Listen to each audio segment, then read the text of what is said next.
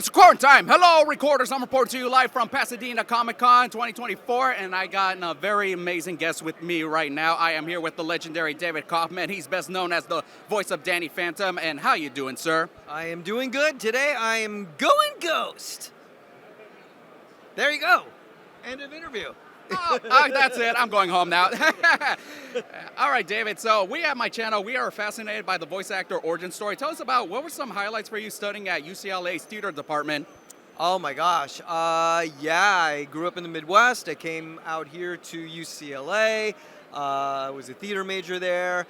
And I was so anxious to start working that, like, in the middle of my education at UCLA, I started sending out pictures and resumes.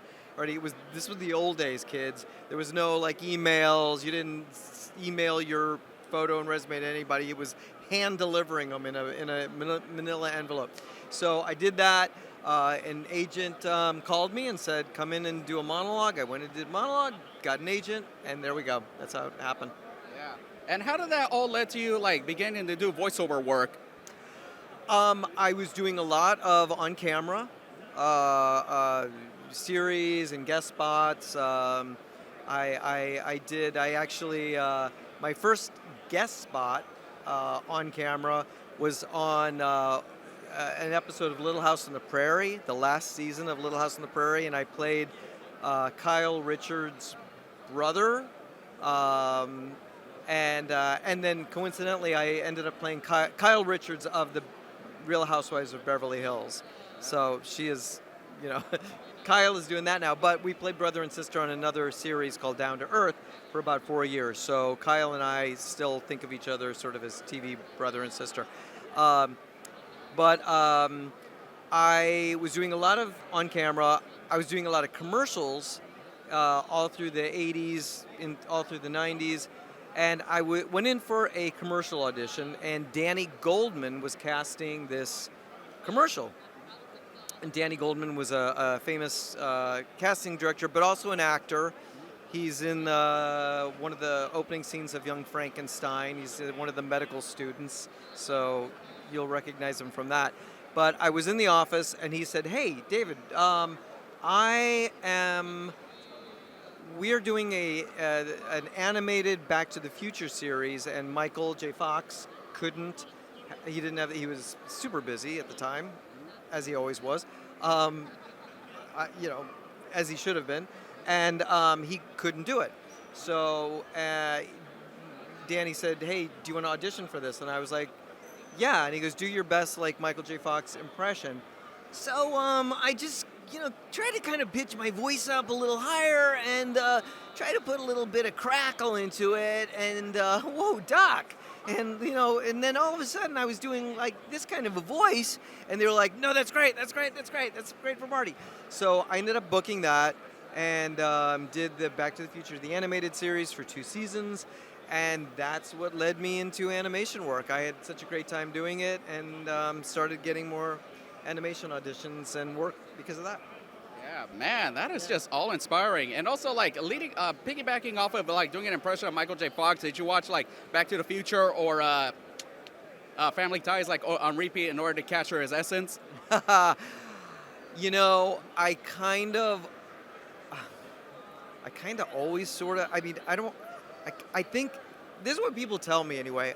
When I was being sent on auditions and stuff, when Family Ties was so popular, they would be asking for a Michael J. Fox type, and my agent would send me on them because I sort of had a similar-ish look, I guess. A little taller, but not that much taller. And so I sort of had that essence about me, I guess, already, so I didn't have to work too hard at playing that up, and it just worked out. Yeah, hey, we all got a little Marty McFly in us. And, like, leading on to one of your most iconic roles, Danny Phantom, like, during the whole time of your time as the character, did you ever channel a little bit of Marty into that?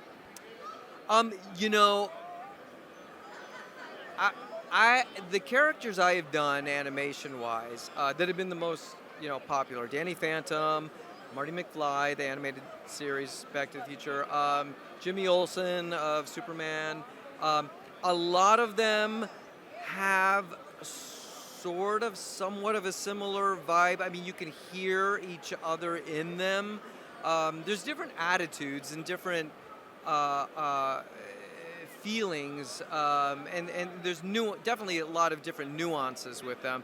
But I tend to be more of an actor who does animation as opposed to a cartoon voiceover person who acts.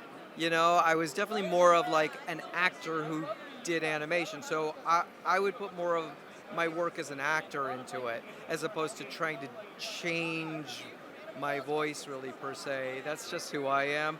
Although some characters I've done, like Aldrin Pesky and the Buzz on Maggie, his voice I would really, him I was able to put up here, and because he was like kind of a real jerky older brother, so that I was able to play around with a little more.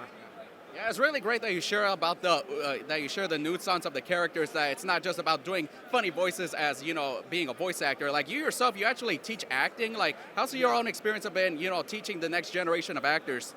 That has been actually that is something also that fell into my lap. I was doing a play at the time, and there was a kid in the play, and his mom was like, "Hey, could you help my son with this audition?" I helped him. He did really well. He got a bunch of callbacks, and she was like, "Wow, you should do more of it. You should work with younger actors and help." It's nothing I really pursued, but it sort of snowballed into it. So I've worked with a lot of them now, and it's really gratifying. It's because I started out as an actor. I feel like I'm an actor's actor, and for me, it's all about that above all and everything else. I think is the most important thing in animation. The what the character needs and wants in the scene and the stakes involved, which in animation the stakes are always super high. So that speaks to me. So I've really liked kind of teaching that to younger actors, and many of them who've done very well. By the way, Taylor Lautner was Youngblood in Danny Phantom, and I coached Taylor, from when he was about 10 years old, all the way through his Twilight auditions and stuff. So. Yeah, most of the time people forget that he was on Danny Phantom, and I'll to move on Danny Phantom fan questions. Now, I know one of your favorite episodes was Phantom Freeze because you got to work alongside Mark Hamill. Like, what was that experience like? Oh my gosh. Well, I mean, you walk in, you're like, oh, I'm here for another episode of Danny Phantom recording. You walk in, and you're like, oh, it's Luke.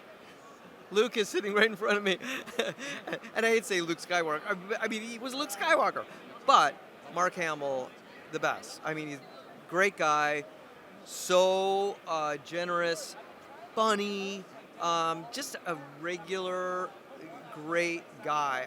I really liked working with him. I feel so fortunate that I was able to work with him in any capacity. I wish it had been in the Star Wars world, but but Danny Phantom, cool. Yeah. Hey, I've had my pleasure of meeting Mark too, and I learned so much about voiceover from just hearing him talk about his background, which I feel like the education you and your colleagues share with us, it motivates us. It's like it's hard to not be inspired, sir. Oh, that's really nice. I mean, it's all about like pursuing what you love, pursuing your dreams, pursuing your goals, in any way you can. I mean, if you're out in the, if you're in the Midwest and you're like, well, I can't get to LA, I can't get here, do what your passion is there, and it will lead you to where you want to be. That's very good advice to listen to. Anyway, to wrap things up on a final note, now, we just heard that there's a live-action Danny Phantom movie in the works. Like, what are your thoughts of this?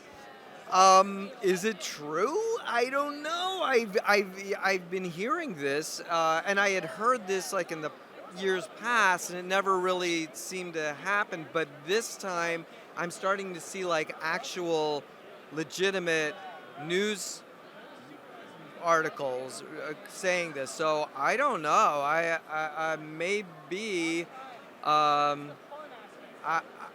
I guess am I too old to play Danny Phantom on camera? You never are, sir. Thank you. You never are. You are Danny for us forever. And also, Well, that's good, but I have a feeling Paramount would beg to differ. But I don't know. It would be interesting to see who they would cast as Danny. yeah, like just joked around and did like some kind of fan casting. I just drew in Drake Bell as Danny, but I don't think that casting would work today. I don't know. Yeah, I don't know. I always feel like somebody like Tom Holland would have been an amazing Danny Phantom, but he's Spider-Man, so he's probably like superheroed out by now.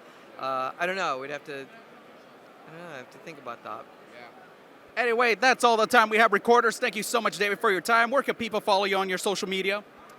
David Kaufman 23 is my social media. Yeah.